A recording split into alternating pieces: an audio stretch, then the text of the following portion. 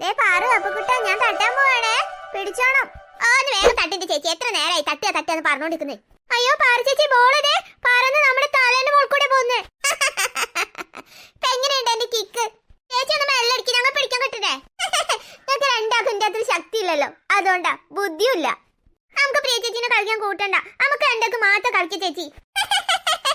എന്റെ കൂടെ കളിച്ച് പിടിച്ച് നിൽക്കാൻ കഴിയില്ലെന്ന് പറഞ്ഞപ്പോ എന്നെ ഒഴിവാക്കി നിങ്ങൾ രണ്ടുപേരോട് മാത്രം കളിക്കാന്നല്ലേ? ആ ഫുട്ബോളേ അത് എന്റേതാ, ഞാൻ തരൂല. എന്നെ ഒഴിവാക്കിയിട്ട് അങ്ങനെ കളിക്കാന്ന് വിചാരിക്കണ്ട രണ്ടും കൂടി.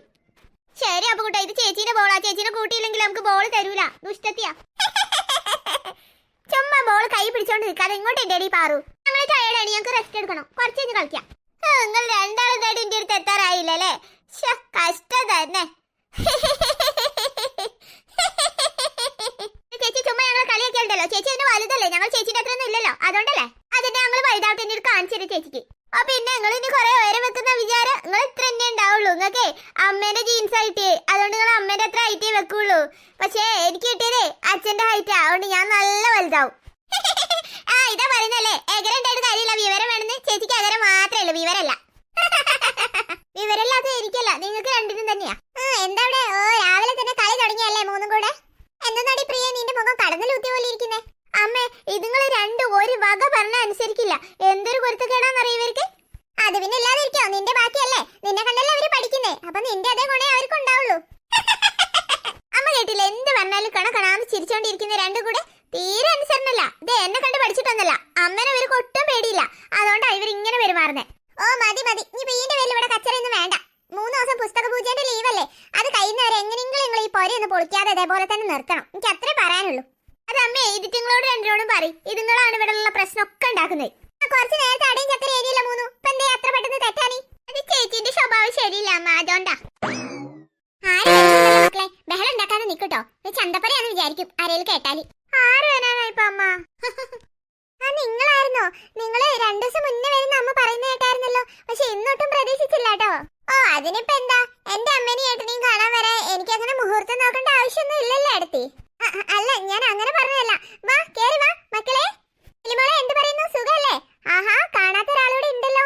എന്താ ഇവന്റെ പേര്? അവനെ പാച്ചു എന്ന് വിളിച്ചാ മതി. എടി പാറു, അപ്പുകുട്ട പണിയാലോ, മിലിമോള് വീണ്ടും വന്നല്ലോ. അവളുടെ അനിയനും ഉണ്ട് ഈ വട്ടം. നമുക്കിട്ട് നല്ല പണിയാ കിട്ടിയിരിക്കുന്നേ. ഈ പൂജ ഹോളിഡേസ് ഇവര് കൊളാക്കിയത് തന്നെ. ശരിയാ, ഞാൻ ഓർത്ത് ഇവര് വരത്തില്ലായിരിക്കുന്നു. മക്കളെ നിങ്ങൾ എത്തിയോ? അമ്മമ്മേ, എത്ര നാളെ എന്റെ പിള്ളേരെ കണ്ടിട്ട്. കേറി വാ. എന്താ ഇവിടെ തന്നെ നിൽക്കുന്നേ? അതിനാരെങ്കിലും ഞങ്ങൾ അകത്തേക്ക് വിളിക്കണ്ടേ അമ്മേ?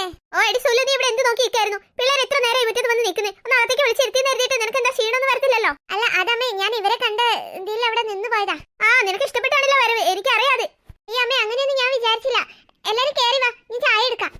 അവളുടെ ഒരു അഭിനയം. വേഗം പോയി ഭക്ഷണം എന്തെങ്കിലും ഉണ്ടാക്കി, ചായ മാത്രം പോരാ, പിള്ളേര് വിശന്നിട്ടായിരിക്കും വരുന്നേ. ശരി അമ്മ. പിന്നെ എന്തൊക്കെയുണ്ട് മക്കളെ, യാത്രയൊക്കെ സുഖമായിരുന്നോ? അതൊന്നും കുഴപ്പമില്ലായിരുന്നു അമ്മ, നല്ല ക്ഷീണമുണ്ട്. മക്കൾ കേറി വാ, ഒരുപാട് വിശേഷം പറയാനുണ്ട് അമ്മമ്മക്ക്, വേഗം വാ. പാരോ പാവ അമ്മ, അമ്മേനെ ഇട്ട് എനിക്ക് കഷ്ടപ്പെടുത്തല്ലോ ആന്റി അമ്മമ്മയും കൂടി. ശരി, എല്ലാ പ്രാവശ്യം ഇങ്ങനെയാ. ആന്റി വന്നു കഴിഞ്ഞാലേ അമ്മമ്മക്ക് ഭരണം ഇത്തിരി കൂടുതലാ. ഇപ്പൊ തന്നെ കണ്ടില്ലേ, ചായ ഒക്കെ ഉണ്ടാക്കുന്ന അമ്മനെ പറഞ്ഞിട്ടെ. പാവ എന്താ അമ്മ, അച്ഛമ്മ വെറുതെ അമ്മനെ ചീത്ത പറയാ. ഇവരിവിടുന്ന് പെട്ടെന്ന് ഓടിക്കുന്നതാ നല്ലത്. അവരങ്ങനെ പെട്ടെന്നൊന്നും ഒഴിഞ്ഞു പോകുന്ന എനിക്ക് തോന്നുന്നില്ല. എന്തായാലും അമ്മേനെ കഷ്ടപ്പെടുത്താൻ നമ്മൾ ഇനി അനുവദിക്കരുത്. നമുക്ക് എന്തായാലും അമ്മേന്റെ കൂടെ കട്ടക്ക് സപ്പോർട്ട് നിൽക്കണം. മിലിമോക്ക് അവളുടെ അമ്മയ്ക്ക് വന്ന പാടെ തന്നെ നമുക്ക് പണി കൊടുക്കണം ചേച്ചി, എന്നാലും അവര് തിരിച്ചു പോകത്തുള്ളൂ വേഗം. എന്തായാലും അവര് വന്നതല്ലേ ഉള്ളൂ, ഇന്നിപ്പോ എന്തായാലും അവര് പോകത്തില്ല. നമുക്ക് വഴിയെ പണി കൊടുക്കാം. ആ ചെക്കന്റെ കാര്യം ഞാനേറ്റ്. അയ്യോ അപ്പുകുട്ട, അവൻ ചെറിയതാണേ, നീ അവനൊന്നും കാണിക്കണ്ട, വലിയ പ്രശ്നമാവും. നമുക്ക് അറിയാലോ അച്ഛമ്മേന്റെ സ്വഭാവം. ചെറുതായാലും അവളുടെ അനിയനല്ലേ, അവളുടെ അതേ സ്വഭാവമേ വരത്തുള്ളൂ. ഇല്ലെങ്കിൽ ചേച്ചി നോക്കിക്കോ. എന്തായാലും നമുക്ക് അടുക്കളയിൽ പോയി നോക്കാം, അമ്മേനെ ഹെൽപ്പ് ചെയ്യാം.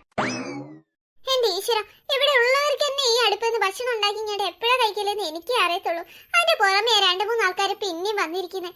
എന്ത് ചെയ്യും ഞാന്? എന്നാ വന്നവരെ ഇവിടെ ഉള്ളവർ ആരെങ്കിലും ഒരു സഹായം ചെയ്യോ? അതുമില്ല.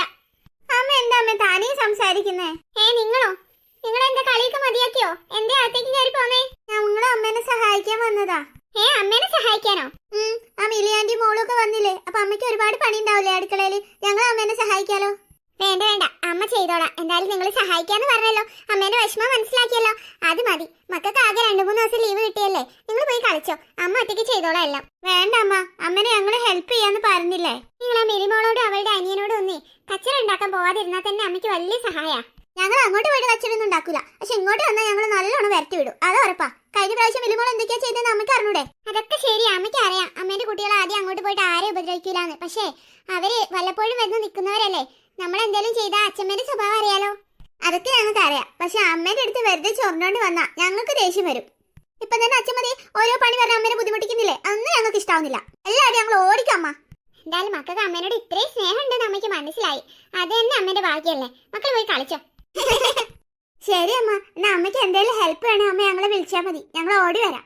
ശരി, ഇനി മുറ്റത്തുനിന്ന് കളിക്കണ്ട കേട്ടോ. അകത്ത് പോയിരുന്ന് കളിച്ചോതേ. മഴക്കാറ് മൂടിയിട്ടുണ്ട്. മഴ പെട്ടെന്ന് പെയ്താലേ നിങ്ങളൊക്കെ നനയും. അതുകൊണ്ട് അകത്തിരുന്ന് കളിച്ചോ മക്കളെ.